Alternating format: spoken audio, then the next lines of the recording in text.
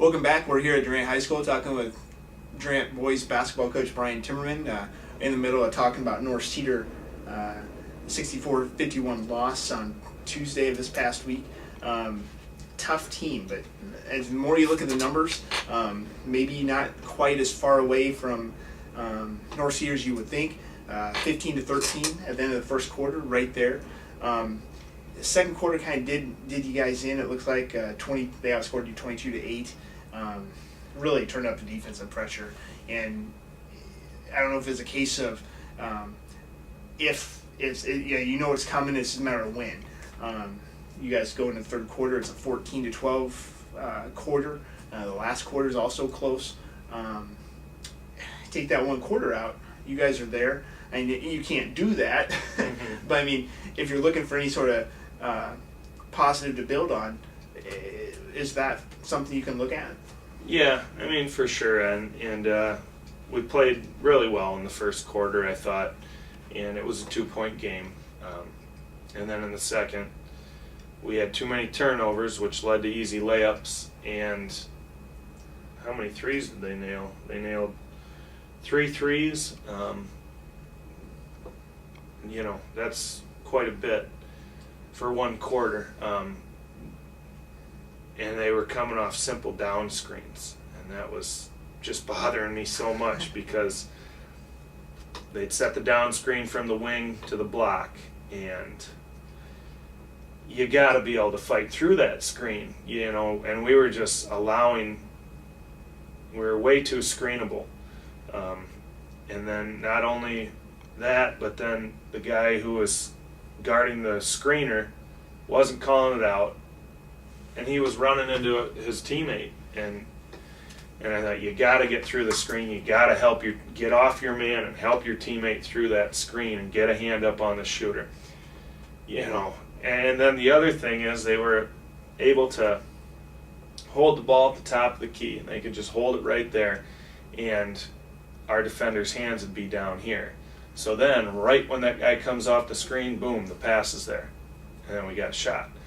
And our whole defense is based on, if we get good ball pressure, we can recover or close out on airtime of the pass. And we'll be there right when the ball gets there.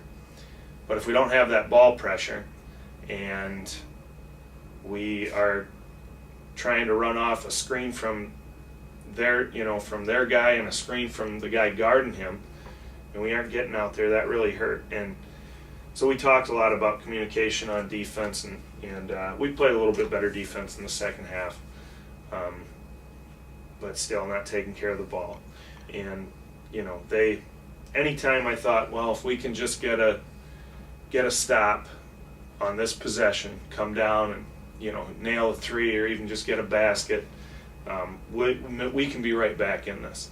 But that's when they would hit a 3 or they would get a bucket and we'd come down and turn it over, and then it was back to 16 or 18 or whatever.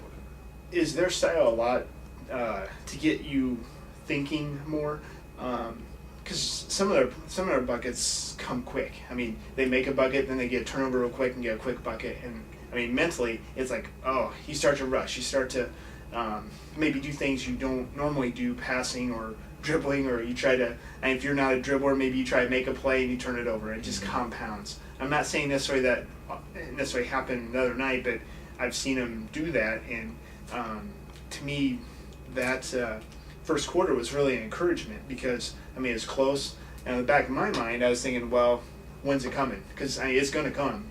That pressure, and they're long. I mean, they shrink. The court seems to shrink whenever they have. You put Hay, you put Sheedick, you put Kensel. I mean, these guys are going to get their share of tip balls. Mm-hmm. So it just seems like their style of play kind of can get in your head a little bit, whether that's reality or not. That just seems my early assessment here of these guys. And I think you mentioned it after the game. You expend so much energy getting the ball across half court, and then the pressure doesn't stop.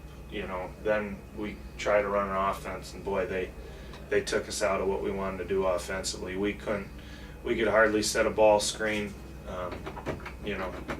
Okay, so North Cedar has coming off a really big win against Mount Vernon, a lopsided win nonetheless.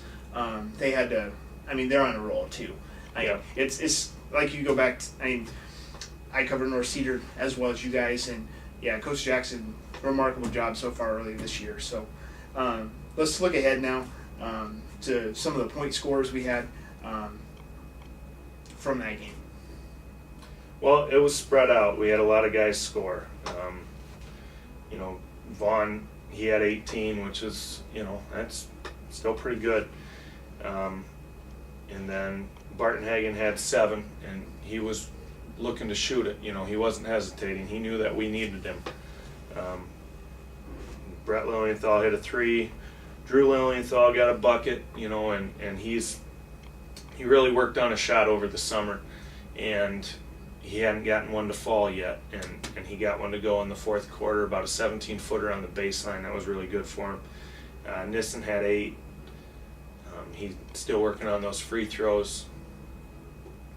He missed 4 of them. Jay Randolph came in at the end, and the last minute and 10 seconds, he got a couple free throws. Gavin Meyer hit a 3 in that time, and Schaefer also had 8.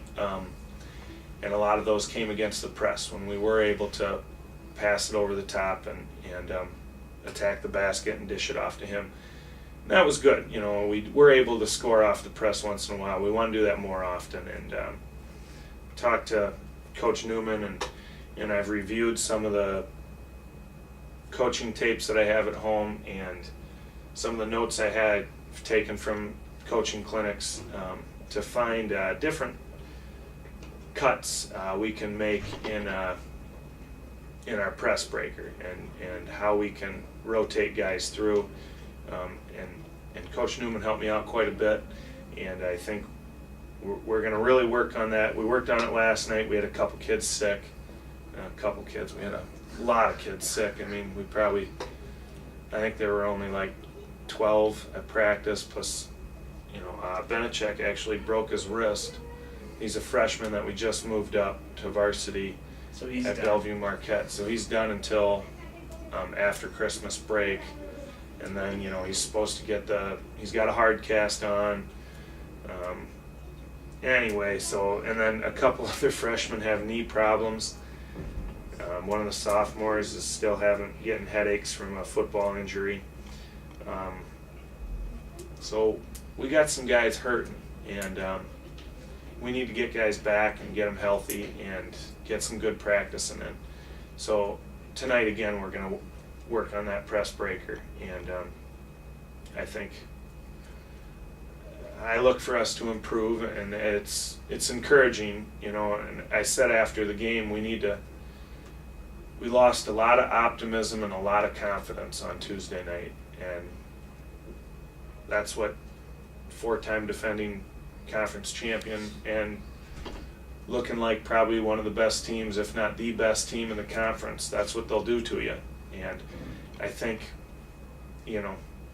talking to other coaches and friends and family, and then team meeting, our film session every Wednesday after school, we were able to find some confidence and restore some optimism. And I'm pretty excited again about tomorrow's game against West Liberty, and then the next week we should have 4 good practices before Mid-Prairie on a week from tomorrow. That's kind of the thing that stands out here to me is you have your rotation for the conference break comes in, and it can't come at a better time, just health-wise, and making some of those adjustments. Friday, tomorrow night, you guys have West Liberty, team that hasn't lost yet. Maybe a surprise on that front, considering they lost a lot. Yeah, they had a lot of good seniors last year. So they escaped Tipton. The Tigers almost pulled it out, 4-point lead late, but ultimately the Comets pulled that out. So, chance to get away from here, another road game. Then you have a week off, kind of get better week. The carrot at the end of that, though, is Mid-Prairie waits on that Friday. Bellevue plays on that Saturday. back here in Durant. So at that point, after that, you guys have another little break. You end up playing at Springville before the Christmas break, so that's kind of a neat little lead into break, and then a longer break. So that's where we're at here, and next week we'll catch up with you and get those games from West Liberty, break down the comments, and maybe by that time look ahead to Mid Prairie. They're kind of big. They had a nice little upset on Tuesday night, beating state-ranked West Branch. I think if I remember, it was 7 or 9 points. It was almost a double-figure win. I don't think Cody Brandt played, and then Bellevue also. They're, from what I could tell in the summer, we played against him in the summer. Peyton Walters, he's not playing either. So I don't know what the status is on those two guys, but they're going to change the whole aspect of the Big East, I think, and the Cedar Valley. Okay. Well, thanks for your time this week. For Durant head coach Brian Timmerman, my name's Ryan Stonebreaker, and we'll catch up with you next week. Until then, we'll see you at the game.